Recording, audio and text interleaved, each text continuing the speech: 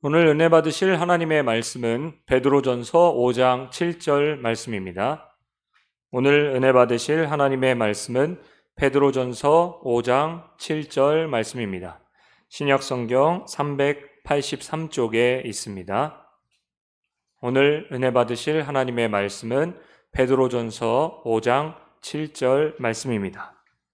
신약성경 383쪽에 있습니다. 이 시간 다 같이 베드로전서 5장 7절 말씀을 합독하시겠습니다.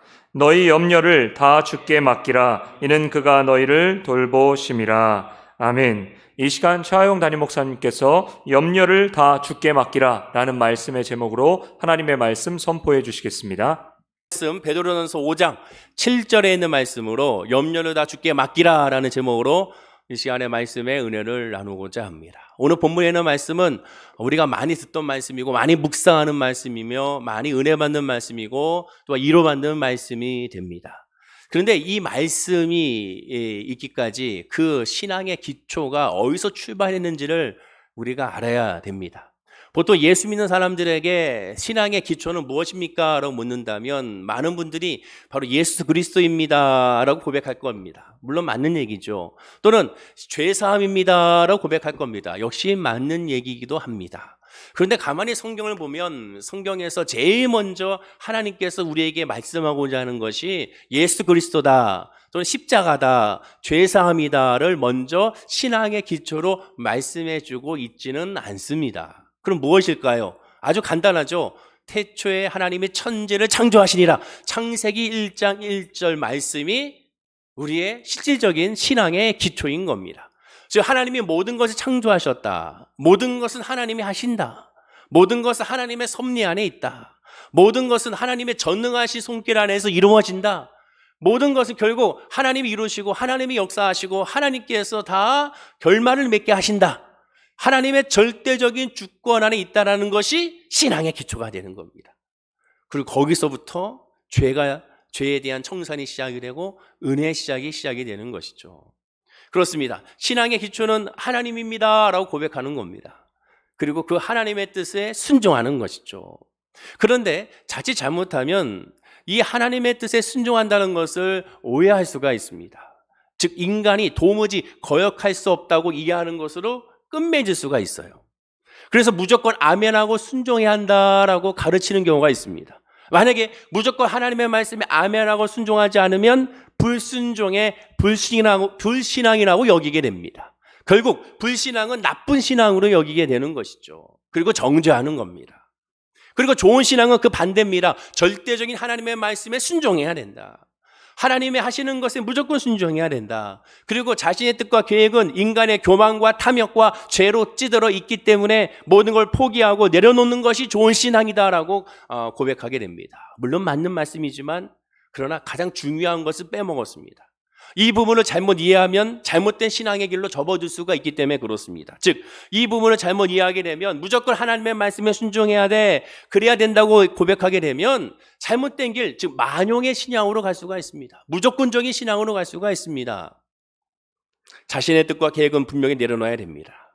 그리고 모든 것을 다 하나님께 맡겨야 됩니다. 그런데 이것을 그냥 다 포기하는 자포자기의 신앙으로 변질될 수도 있습니다.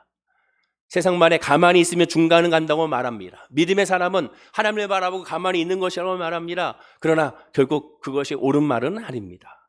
자칫 잘못하다가는 잘못된 길로 갈 수가 있다는 것이죠. 분명히 여러분들 알아야 될 것, 하나님은 우리에게 무조건적인 순종을 요구하고 있지 않습니다. 왜? 하나님 인격적인 하나님이고 우리와 관계를 맺으시는 하나님이기 때문에 그렇습니다. 무조건적이 아니에요. 하나님께서 출애굽할 때 모세를 통하여 무조건적인 순종을 요구하신 것이 아닙니다. 홍해를 건널 때도 무조건적인 순종이 아닙니다. 요단강 건널 때도 무조건적인 순종이 아니에요. 나아만 장군도 무조건적인 순종이 아닙니다. 예수님께서 치료하신 모든 사람들에게도 무조건적인 순종이 아닙니다. 그 순종에는, 그 말씀의 순종에는 한 가지 특징이 있습니다. 그것은 하나님이죠. 하나님을 믿기에 순종하는 겁니다. 이것이 이루어짐을 믿기에 순종하는 것이 아닙니다. 회복함을 믿기에 순종하는 것이 아니에요. 치료받음을 믿기에 순종하는 것이 아닙니다. 하나님을 믿기에 순종하는 겁니다. 이것이 아주 단순한 차이인 것 같으나 어마어마한 차이가 됩니다. 그리고 하나님은 그 믿음을 우리에게 심어주시는 겁니다. 하나님에 대한 믿음을 심어주는 거예요. 분명히 알아야 될 것은 믿음은 가만히 있으면 중간을 가는 것이 아니라는 겁니다. 하나님께서 알아서 우리를 인도하시는 것이 아닙니다. 그럼 어떻게 해야 될까요? 좋은 신앙이라고 생각하는 우리가 알고 있는 적극적인 긍정적인 신앙으로 나가야 될 것인가? 물론 맞습니다. 그러나 적극적인 그 신앙 그 자체가 하나님의 큰 일을 이루시는 것이 아닙니다. 적극적인 믿음이 무조건적인 믿음이 될 수가 없습니다. 좋은 신앙이라는 것은 긍정적인 사고를 해야 되는가? 물론 좋은 얘기입니다. 그러나 반드시 긍정적인 사고의 반응이 좋은 신앙으로 연결되지는 않습니다. 왜? 적극적인 믿음과 긍정적인 사고의 그 믿음이 어디서 출발해야 하느냐가 중요하죠. 나로부터 출발하는 것이 아니라 하나님으로 출발하는 것입니다. 좋은 신앙이란 하나님을 믿기에, 하나님이 하신다는 것을 믿기에, 그리고 하나님의 뜻을 알기에 자기의 뜻을 버리는 겁니다. 하나님을 믿기에 버리는 것입니다. 믿지 못하지만 일단 버리고 하는 것이 아니에요. 믿기 때문에 버려지는 겁니다.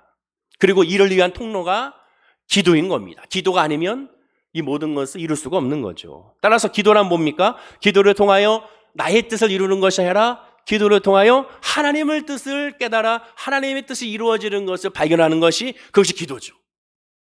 적극적인 믿음, 그다음에 창조적인 믿음, 긍정적인 믿음도 마찬가지입니다. 문제에 대하여 긍정적인 것이 아니라 문제에 대하여 적극적인 것이 아니라 문제에 대하여 창조적인 것이 아닙니다. 많이들 여기서 오해하는 부분이 바로 그거죠. 그 질병에 대해서 적극적인 믿음이고 긍정적인 믿음이 아닙니다. 그 어려움, 이 코로나19 바이러스에 대해서 적극적이고 긍정적인 믿음을 가지라는 것이 아니에요. 그것이 하나님께서 우리에게 요구하는 믿음이 아닙니다. 진짜 믿음이란 하나님 그 자체에 대한 믿음이에요. 그것과 상관이 없습니다. 하나님에 대하여 적극적이라는 거예요. 하나님에 대하여 긍정적이라는 겁니다. 하나님에 대하여 창조적인 믿음을 가지라는 거예요. 근데 이것을 반대로 생각을 합니다. 그러니까 그 믿음이 결국 나의 믿음으로 출발해버리는 거예요.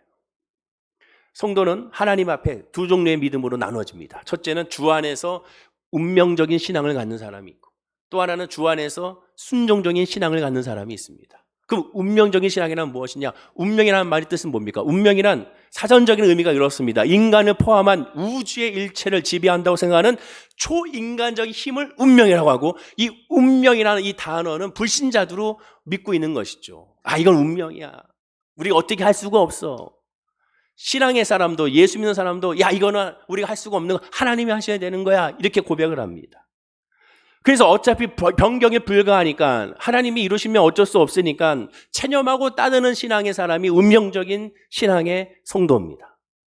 그러니 어차피 안 돼. 어차피 내가 해도 기도해도 안 되는 거야. 하나님 하신다면 어쩔 수 없어. 변하지 않아. 이러한 신앙의 바탕이 있으니까 어떻게 합니까? 속으로는 불만과 불평이 가득한데도 불구하고 아무 소리 하지 않습니다. 무조건 따르는 신앙이죠. 그것을 좋은 신앙이라고 가르칩니다. 어차피 바뀌지 않을 것이라고 믿기 때문에 그렇습니다.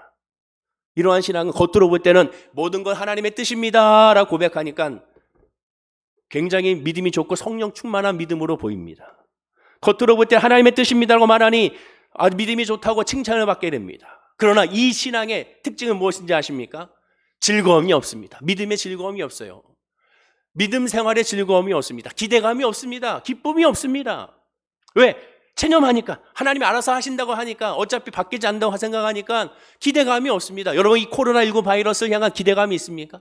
믿음의 사람은 기대감이 있는 사람이죠. 하나님께서 다 하실 거야. 그러니 그냥 우린 기도만 하면 돼. 이게 바로 운명적인 신앙입니다. 거기에 남은 것은 종교 행위밖에 없어요. 어떠한 기대감도 없습니다.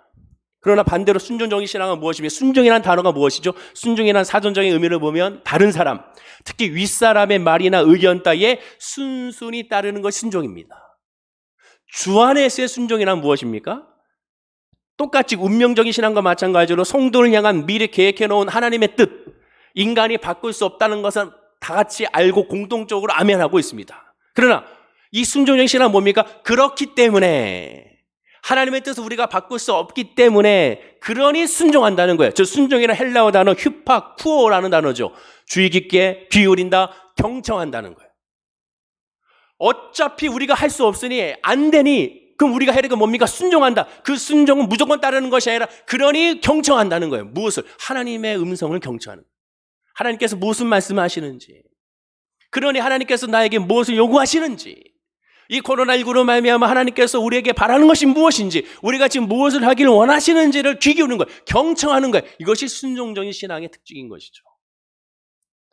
그러나 이 순종적인 신앙은 운명적인 신앙과 다른 것, 그 핵심은 바로 이 경청인데, 안타깝게도 경청을 소홀하는 부분이 너무 많습니다. 경청이 뭡니까? 하나님의 말씀을 듣는 거죠. 말씀을 듣는 게 그것이 예배거든요. 그것이 예배거든요. 이러한 순종적인 신앙의 사람은요, 하나님의 뜻을 인간이 바꿀 수 없다는 것을 정도를 넘어서서 이미 알고 있기 때문에 하나님이 하시는 모든 것은 다 선하다고 고백하는 사람입니다. 절대 나쁜 것이 없어. 지금도 마찬가지야. 하나님 하시는 건 결코 나쁜 것은 없어. 우리에게 다 좋은 것이야. 비록 우리는 지금 힘들고 어렵고 눌리고 짜증이 나고 답답하지만, 그러나 분명히 하나님 하시는 것은 좋은 것이야. 분명 하나님의 계획은 있는 거야. 지금 그것을 우리가 귀 기울여야 돼. 그것을 하나님께 물어야 돼. 그것이 믿음의 사람의 모습입니다. 코로나19 바이러스로 인하여 지금 현재 상황을 살펴보게 되면 교회, 목사, 성도에 대한 세상적인 신뢰가 바닥을 쳤습니다. 어저께 뉴스에 보시면 알겠지만 타 종교에 비교해서 기독교인들의 신뢰가 어마어마하게 배 이상의 차이가 났습니다. 심지어 지나가다가 교회 십자가 보면 때려 부수고 싶다는 사람들이 늘고 있다는 것을 고백하게 되죠. 그런데 여러분 그걸 아셔야 됩니다. 그러다 보니까 사람들이 말합니다. 목사님들도 말해요. 전도의 문이 닫힌 것은 아닌가. 어떻게 해야 되나. 그러나 우리가 한 가지 관광을 있습니다. 항상 모든 걸 바라볼 때 인간의 관점이 아닌 하나님의 관점으로 바라봐야죠. 하나님의 영광이 하나님이 스스로 닫을 수가 있습니까? 그럴 수가 없습니다. 나의 영광은 우상에게 주지 않으리라. 나의 영광은 사람들에게 뺏기지 않는 것이 하나님의 영광입니다. 복음이 막힙니까? 그럴 수가 없습니다. 복음을 절대로 막힐 수가 없습니다. 하나님의 진리의 말씀을 절대로 막힐 수가 없습니다. 과거로 한번 돌아가 볼까요? 초대교회 때 어땠습니까? 초대교회 때 기독교인들이 사람들에게 칭찬을 받았나요? 기독교인들이 어디 가나 환영을 받았습니까? 아닙니다. 가는 데마다 사람들에게 욕설과 무시를 당했습니다. 심지어 로마에서는요, 기독교인들을 계속 죽였습니다. 핍박했습니다. 로마의 시민들은 이렇게 말합니다. 책 기독교는 어떻게 역사의 승리자가 되었는가의 책에 호교론의 편에 보면 이런 말을 합니다. 당시 로마에서는 기독교인들에 대해 이렇게 공격합니다. 기독교인은 모든 공통 재난의 원인이다. 기독교인은 모든 고통의 원인이다. 그러니 기독교인들은 사자의 먹이로 보내자라고 그들이 운동을 펼쳤습니다. 초대교회 때나 중세 때요? 중세 때는 더 기가 막힌 그런 기독교인의 타락이 있었죠. 지금보다 어마어마한 타락이.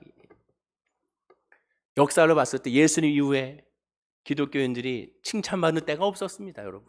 없었어요. 그때 그 복음이 가려졌습니까? 복음이 막혔나요? 그렇지 않았습니다. 지금 이때 복음의 막힘을 걱정할 것이 아닙니다. 지금 우리가 뭘 걱정하게 됩니까? 하나님의 영광이 가리는 걸 걱정할 것은 우리가 걱정할 것이 아니에요. 왜 우리가 걱정합니까? 하나님을 우리가 왜 걱정합니까? 하나님은 말씀합니다. 내 걱정하지 말고 너를 걱정하라고 말합니다. 예수님 뭐라고 얘기합니까? 나를 위해 울지 말고 너와 내 자녀를 위하여 울라고 예수님 말씀하셨습니다. 코로나19를 통하여 우리 걱정할 것은 교회 전도가 막힐까 걱정할 것이 아닙니다. 교회 사역이 막힐까 걱정할 것이 무엇을 걱정해야 됩니까? 그럼에도 불구하고 우리가 지금 하나님께 경청하고 있느냐 경청하고 있지 않느냐, 지금 이럼에도 불구하고 하나님을 바라보고 있느냐 바라보고 있지 않느냐, 그럼에도 불구하고 예수를 부르짖느냐 부르짖고 있지 않느냐, 그것이 가장 중요한 것입니다. 당장은 이해할 수 없지만 하나님은 절대로 선하기에 그 일을 두고 불만과 불평과 불신을 할 수 없는 겁니다. 물론 그런 마음이 드니까 그러니 더 하나님께 알아야죠. 그리고 그 배경에는 하나님의 역사가 분명히 있어요. 하나님의 뜻이 있으니 그런 마음을 가지고 하나님께 내어 맡기면서 하나님의 뜻을 경청해야 되는 겁니다. 무엇으로? 예배를 통하여 말씀을 통하여. 지금 그것이 우리가 해야 될 몫이라는 것이죠. 지금 정부 당국의 반대해서 들고 일어나는 것이 아닙니다. 그것이 먼저가 아닙니다. 그것이 왜 지금 해야 될 것이 아니에요. 지금 해야 될 것은 하나님을 경청하고 있느냐. 이와 같은 때 귀를 기울여 주여 무슨 말씀하고자 하십니까? 지금 우리가 해야 될 것은 무엇입니까? 우리 교회가 해야 될 것은 무엇입니까? 우리 성도들이 해야 될 것은 무엇입니까?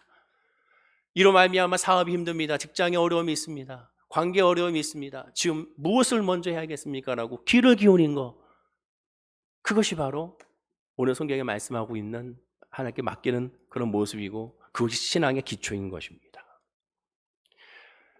성도가 기도로 가장 먼저 구해야 될 것은 무엇입니까? 오늘 본문이죠. 베드로전서 5장 7절입니다. 뜻은 몰라도 하나님께서 모든 것을 기꺼이 내어 맡기는 모습이죠. 맡기는 믿음을 구해야 됩니다. 자, 오늘 본문 말씀 읽어볼까요? 자, 시작. 너희 염려를 다 주께 맡기라. 이는 그가 너희를 돌보심이라. 지금 우리가 해야 될 기도는 뭡니까? 하나님께 맡기는 겁니다. 그리고 하나님께 듣는 거예요. 시편 55편 22절에 말합니다. 내 짐을 여호와께 맡기라. 그가 너를 붙드시고 의인의 요동함을 영원히 허락하지 아니하시리로다 라고 말합니다. 우리가 지금 해야 될 것은 기도로 하나님께 맡기는 겁니다. 그렇다면 염려를 주님께 맡기로 했는데 어떻게 맡겨야 될까요?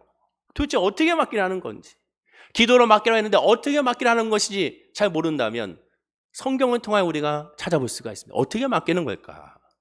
성경의 인물의 예를 찾아보면 확실하게 알 수가 있습니다.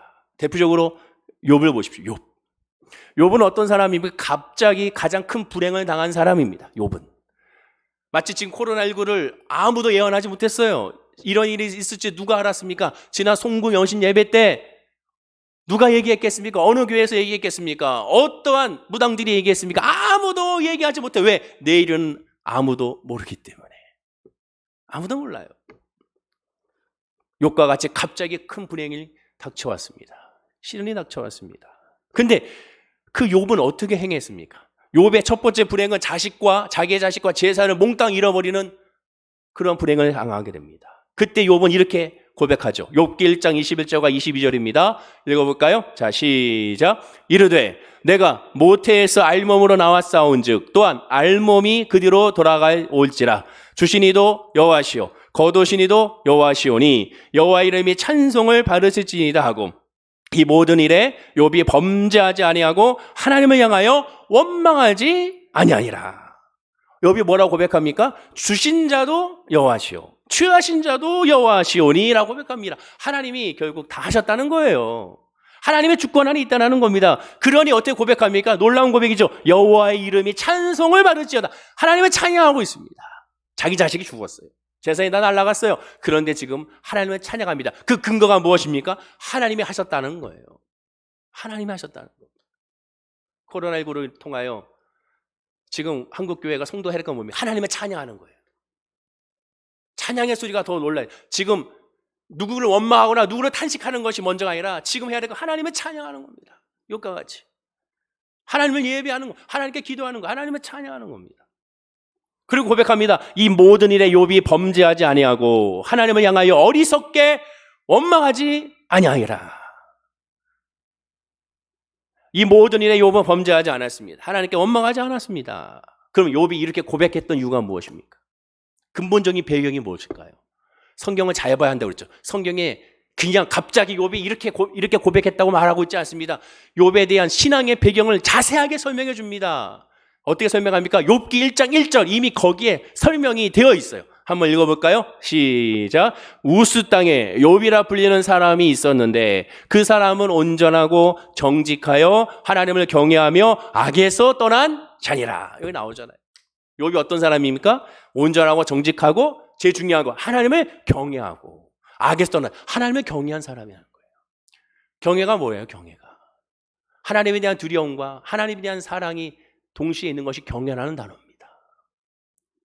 그러면 이 하나님을 경외하는 이 사람이 어떻게 경외했는지를 또 성경은 설명해 줍니다. 욥에게 불행이 닥치기 전에 욥이 경건한 사람이었고 하나님을 경외하는 사람이었는데 그 경외를 어떻게 했는지 성경은 아주 자세하게 설명해 줍니다. 4절과 5절입니다. 역시 읽어볼까요? 자, 시작. 그의 아들들이 자기 생일에 각각 자기의 집에서 잔치를 베풀고 그의 누이 3명도 청하여 함께 먹고 마시더라. 그들이 차례대로 잔치를 끝내면 욥이 그들을 불러다가 성결하게 하되 아침에 일어나서 그들의 명수대로 번제를 드렸으니 이런 욥이 말하기를 혹시 내 아들들이 죄를 범하여 마음으로 하나님을 욕되게 하였을까 함이라. 욥의 행위가 항상 이러하였더라. 보십시오.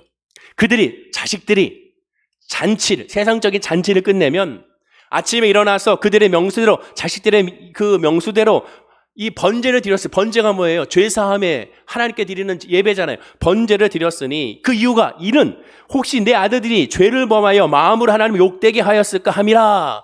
욥의 행위가 항상 이러했다고 말합니다. 중요한 포인트가 뭡니까?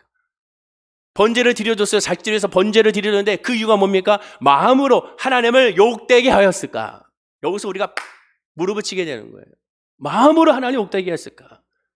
하나님을 경외하는 사람의 특징이 여기서 딱 나타납니다. 공동번역으로 보면 이 부분을 속으로 죄를 짓고 하나님께 욕을 돌렸을지도 모를 일이었으므로 사람들은 행동으로 통하여 그 죄를 파악하죠.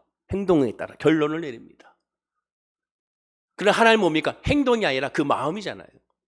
사무엘 선지자에게 다윗을 기름 부을 때 하나님께서 뭐라고 말씀합니까? 나는 외모를 취하지 않고 그 마음의 중심을 보신다고 했습니다. 욥의 중심은 뭐예요? 행동에 욕을 먹을까 걱정한 것이 아닙니다. 그들의 마음에 하나님께 범죄했을까 봐 걱정하고 있습니다. 그 얘기는 뭡니까? 자기 자신도 늘 마음 중심에 하나님 중심으로 바로 섰다는 것을 의미해요. 이것이 경외한 사람의 특징입니다. 단순하게 예배드리고 기도하고 말씀 보고 그것이 중요한 것이 아니라 그런 행위가 중요한 것이 아니라 그 마음의 중심에 무엇이 자리 잡고 있는가? 깨끗하고 선하고 아름다운 것, 즉 하나님이 계시다고 고백할 수 있는가? 그것이 중요하다는 거예요.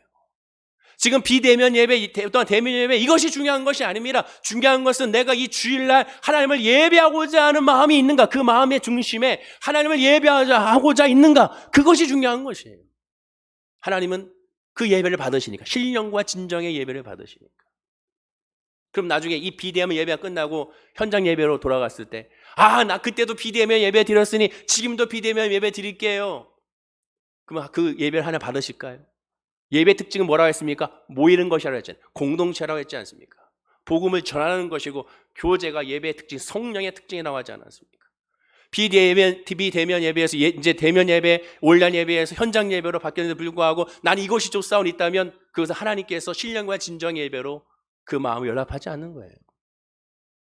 내가 할 수 있는데, 내가 갈 수 있는데, 내가 기도할 수 있는데, 내가 하나님을 바라볼 수 있는데 아무도 몰라요. 저도 몰라요. 우리도 다 모릅니다. 그 마음 중심에 진짜 왠지는 하나님만은 다 아십니다. 그리고 그것을 이 욥은 걱정했어요. 내 마음 깊숙한 곳에 행여나 죄가 있지 않을까? 내 마음 깊숙한 곳에 행여나 하나님을 멀리 떠날까? 그리고 내 자식들이 행여나 그런 모습이 있을까 염려하여 번제드리고 있는 욥의 모습을 볼 수가 있습니다. 근데 이런 욥의 행위가 일회성이 아니라 뭐라고 합니까? 욥의 행위가 항상 이러하였더라. 그러니 욥은 하나님 앞에 완전한 자요 의인일 수밖에 없는 거예요. 이뿐만 아니라 욥은 세상 사람들 앞에서도 달랐습니다. 욥기 1장 3절 읽어드리면 그의 소유물은 양이 7,000마리요 낙타가 3,000마리요 소가 500결이요 암나이가 500마리이며 종도 많이 있었으니 이 사람은 동방 사람 중에 가장 훌륭한 자라. 이 부분에서 소유물, 이 욥의 소유물에 아멘들 하시는데 이 욥의 소유물에 아멘하는 것이 아니라 이 부분에 아멘해야 됩니다. 이 사람은 동방 사람 중에 가장 훌륭한 자라.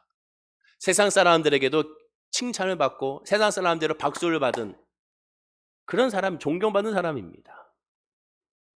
하나님께서 우리에게 주신 율법의 강령이 뭡니까? 하나님의 사랑과 이웃 사랑이잖아요. 하나님의 사랑도 하면 이웃도 사랑해야 됩니다.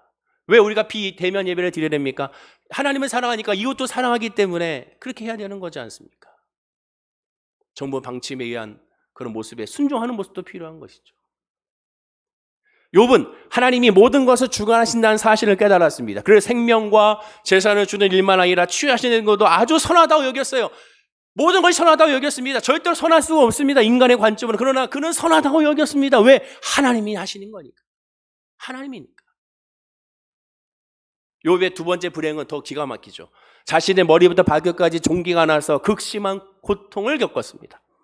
그때 욥은 이렇게 고백합니다. 욥기 2장 10절이죠. 역시 읽어볼까요? 자, 시작. 그가 이르되 그대의 말이 한 어리석은 여자의 말 같도다. 우리가 하나님께 복을 받았은즉 화도 받지 아니하겠느냐 하고 이 모든 일에 욥이 입술로 범죄하지 아니하니라.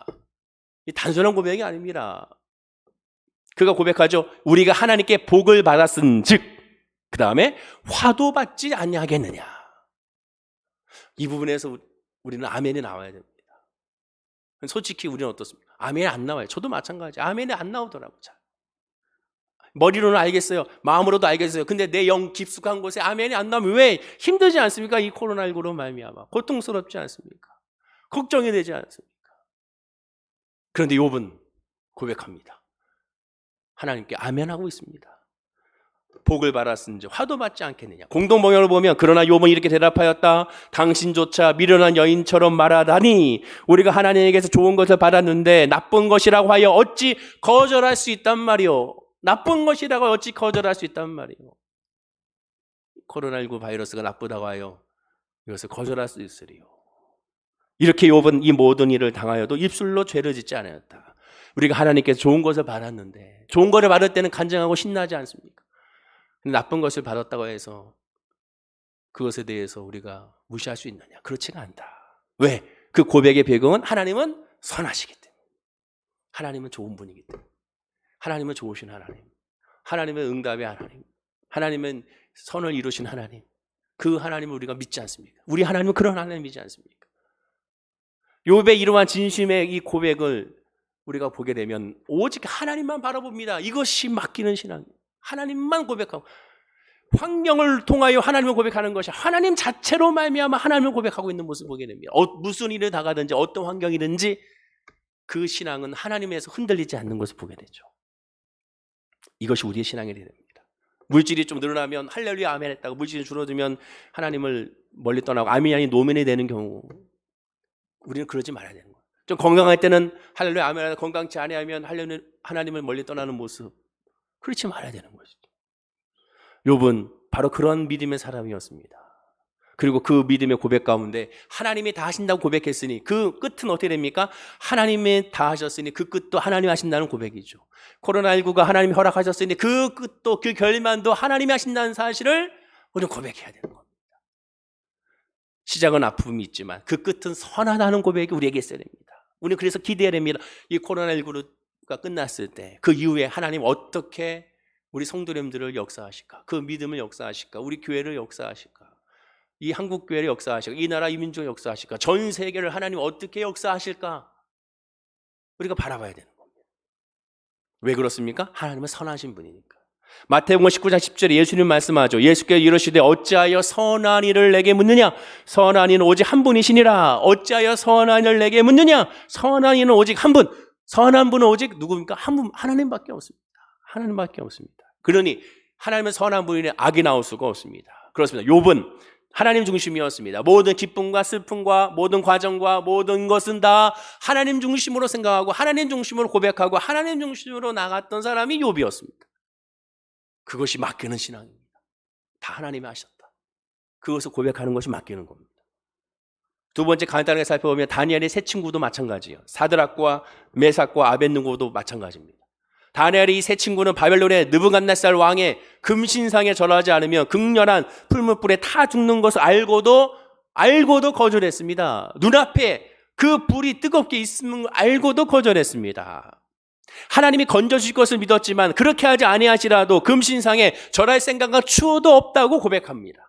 다른 말로 우상 숭배하느니 기꺼이 불에 타 죽겠다는 겁니다. 다니엘 3장 10절과 18절에 그의 고백을 읽어보면 우리 다 함께 한번 읽어볼까요? 자, 시작. 왕이여 우리가 섬기는 하나님이 계시다면 우리를 맹렬히 타는 풀무불 가운데서 능히 건져내시겠고 왕의 손에서도 건져내시리이다. 그렇게 하지 아니하실지라도 왕이여 우리가 왕의 신들을 섬기지도 아니하고 왕이 세우신 금신상에게 절하지도 아니할 줄을 아옵소서. 이 고백이 단순한 믿음으로 순교한다는 고백이 아닙니다. 이 불물불에 들어가도 타 죽지 않을 것입니다는 고백도 아니에요. 지금 이 다니엘의 세 친구 사드락과 메삭과 아벳느고의 이 고백은 하나님 중심의 고백입니다. 들어가서 죽든 들어가서 죽지 않든 그것이 중요한 것이 아니라는 거예요. 그것과 상관없이 우리는 하나님만 섬기는다는 사실을 아십시오라고 고백하는 겁니다. 죽어도 그것이 우리에게 악이 안 된다는 거예요. 그것에 대해서는 멀리 떠나 있는 거예요. 그것이 맡기는 신앙입니다. 맡긴다는 것은 결국 무엇이에요? 그 자체는 내가 결정한다는 것이 아니지 않습니까? 하나님이 하신다는 거잖아요. 죽이든 살리든 이루시든 이루어지지 않든 하나님이 하시는 것, 그것은 나에게 좋은 것이라는 거예요. 이런 하나님의 영광과 하나님의 손은 절대로 변함이 없고 하나님의 방식으로 이루신다는 것을 깨닫는 것이 그것이 맡기는 신앙이라고 할 수가 있습니다. 솔로몬의 권면을 한번 들어볼까요? 잠언서 3장 5절과 6절입니다. 한번 읽어보겠습니다. 시작. 너는 마음을 다하여 여호와를 신뢰하고 내 명철을 의지하지 말라. 너는 마음의 그를 인정하라. 그리하면 내 길을 지도하시리라. 우리 잘 아는 말씀인데 이 말씀 안에 복음이 담겨져 있습니다. 마음을 다하여 여호와를 신뢰하라 라고 말과 범사의 그를 인정하는 것이 바로 이 대구법으로 되어 있습니다. 너는 마음을 다하여 여호와를 신뢰하라. 그 여호와를 신뢰하는 건 뭡니까? 범사의 그를 인정하는 거예요. 인정하는 거.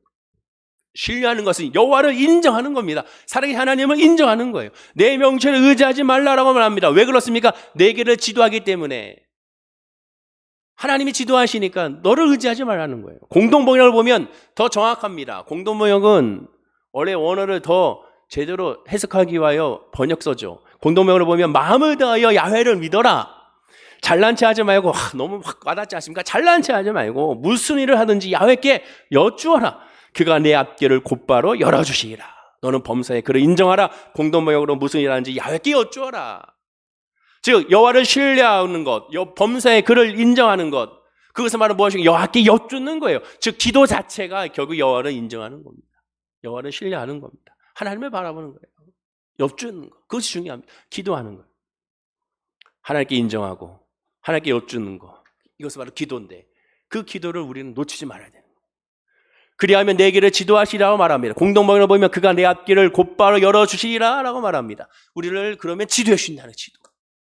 근데 중요한 포인트가 뭡니까? 지도잖아요, 지도. 지도가 뭐예요? 자, 사전의 의미가 뭡니까? 남을 어떤 목적이나 방향으로 가르쳐 이끄는 거. 우리가 틀린 길을 갈 때 바로 잡아줄 때를 지도라고 합니다. 지도자와 인도자는 달라요. 지도와 인도는 완전히 다릅니다. 인도는 뭐예요? 같은 길을 갈 때 인도입니다. 같은 방향으로 갈 때 인도예요. 근데 같은 방향이 아닐 때는 어떻게 합니까? 그것이 지도예요. 그 지도자가 이끄는 방향으로 가는 것을 지도라고 하는 거예요. 그 길이 아니야. 일로 가야 돼. 그때를 인도한다는 것이 아니라 지도한다고 하는 거예요. 지도한다고 하는 거예요. 하나님께서 이 코로나19 바이러스 통하여 우리를 인도하시는 것이 아닙니다. 지금 지도하고 있는 거예요. 지도. 그럼 지도에는 뭐가 따릅니까? 견책이 따르고, 지도에는 뭐가 따릅니까? 때로는 성경 말씀 채찍이 따를 수도 있습니다. 지도는 좋아하는 사람이 없어요. 지도받는 걸 누가 좋아하겠습니까? 즉 지적받는 걸 누가 좋아해요? 많은 사람들이 좋아하지 않습니다. 성경에 분명히 내 명철을 의지하지 말라라고 했습니다. 내 명철이 내 생각이 틀릴 수가 있다는 말이에요. 하나님을 바라보면 우리는 지도를 받아야 되는 거예요. 그 지도 안에서 우리는 위로를 받아야 되는 겁니다. 그리고 지금이 그 지도의 때라는 걸 깨닫고 하나님께 엎드려야 되는 것이죠.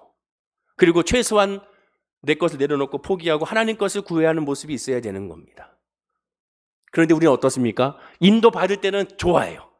기뻐해요. 할렐루야 아멘 합니다. 근데 지도 받을 때 어떻습니까? 노면하는 거죠. 난 싫어요. 난 지금 이렇게 하기 싫어요.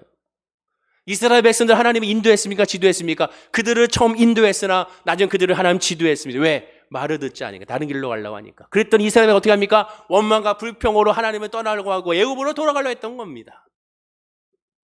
우리는 깨달아야 합니다. 하나님께 맡겼을 때는 지도받는다는 사실을 알아야 됩니다. 그리고 지도받을 때 우리에게 인도함으로 그것이 바뀐다는 사실을 고백해야 되는 거예요.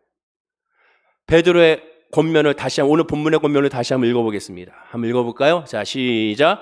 너희 염려를 다 주께 맡기라. 이는 그가 너희를 돌보심이라. 공동명으로 볼까요? 저는 공동명 성경을 말씀이 더 좋습니다. 왜냐하면 더 원어적으로 해석해서 우리에게 그대로 전해주기 때문에. 여러분의 온갖 근심, 걱정을 송두리째 하나님께 맡기십시오. 하나님께서 언제나 여러분을 돌보십니다. 더 정확한 표정이죠. 온갖 근심, 걱정을 송두리째 다 그냥 몽땅 하나님께 맡기십시오. 그럼 하나님께서 우리를 돌봐 주십니다. 근데 하나님께 맡기기 위해서는 전제가 있습니다. 자, 그 앞절을 보십시오. 본문 7절의 중심으로 한 앞구절 6절 말씀 읽어볼까요? 6절입니다. 시작. 그러므로 하나님의 능하신 손 아래에서 겸손하라. 때가 되면 너희를 높이시리라. 하나님의 능하신 손 안에서, 하나님의 전능의 손 안에서, 하나님의 한마디 주권 안에서 겸손하는 거예요. 한마디로 나대지 말라는 거죠. 아까처럼 잘난 체 하지 말라는 거예요. 하나님만 바라보고 하나님이 역사하시는 것을 기다리라는 겁니다. 그렇게 하는 것이 맡기는 것이라는 거예요. 그리고 겸손하는 거예요. 공동으로 보면 그러므로 여러분은 스스로 낮추어 하나님의 권능에 뭐 하십시오? 복종하십시오. 복종하십시오. 때가 되면 너희를 높이시리라. 때가 되면 너희를 높이시. 여기에만 아멘하는 것이 아니라 먼저 복종하고 있느냐? 하나님의 전능한 손길을 신뢰하고 믿느냐? 하나님의 역사를 믿느냐? 좋든 싫든 욥의 고백처럼 아멘하고 있느냐? 그것을 지금 묻고 있는 겁니다. 그것이 먼저 돼야 되는 거예요. 그것이 신앙의 기초가 돼야 되는 거예요. 이 코로나19로 말미암아 먼저 그것이 있어요. 하나님께서 우리에게 분명히 좋은 것으로 주신다. 그 다음 본문 7절 다음 구절 볼까요? 8절입니다. 읽어보겠습니다. 시작. 근신하라 깨어라 너희 대적 마귀가 우는 사자같이 두루다니며 삼킬 자를 찾나니. 근신하라 깨어라. 염려가 걱정과 근심이 다가오면 정신을 못 차립니다. 그래서 그때 어떻게 됩니까? 깨어라. 하나님께 내어 맡기자 하느냐? 맡겼으면 깨어 있어야 한다. 정신 차려야 된다. 공동방언해 보십시오. 더 정확하죠. 정신을 바짝 차리고 깨어 있으십시오. 정신을 바짝 차려야 되는 거예요. 기도로 바짝 차려야 되는 겁니다. 지금 그 어느 때보다도 더 깨어 있을 때라는 거죠. 지금 더 어느 때보다도 정신 차려야 될 때입니다. 그럼 무엇에 대한 정신? 코로나19 바이러스가 걸릴까 두려워서 열심히 방역하고 개인 위생하며 철저하게 어디 나가지 말고 하는 것을 더 해야 되는 것인가? 물론 해야 되죠. 근데 그것이 먼저가 아닙니다. 그것을 먼저 말하는 것이 아니에요. 제가 그랬죠. 환경이 먼저 아니라고 하나님을 향한 믿음에서 정신 바짝 차리는 거죠. 우리 마음속에 나도 모르는 사이에 올라오는 그런 생각들이 있지 않습니까? 부정적인 생각들, 불평의 생각들, 왜 하나님 이러실까? 이런 생각들, 이 모든 것에서 욕과 같이 주신 자도 거두신 자도 또한 하나님께서 좋은 것도 또 나쁜 것도 결국 다 하나님의 선이라는 사실을 고백해야 되는 거예요. 그 고백, 그것에 대한 정신 차림입니다. 그것에 대한 겸손함이죠. 그것에 대한 맡김을 지금 이때 우리가 해야 되는 겁니다. 말씀을 정리하면 코로나19 바이러스로 인하여 정부는 거리두기 이제 3단계 카드를 만지작거리고 있는데 실질적으로 2.5단계까지 이루어져서 이번 한 주 동안은 많은 이제 사업장들이 이제 문을 닫거나 또 밤 9시 이후에는 영업 못하고 24시간 영업은 못하게 되어 있습니다. 너무나도 안타까운 현실이죠.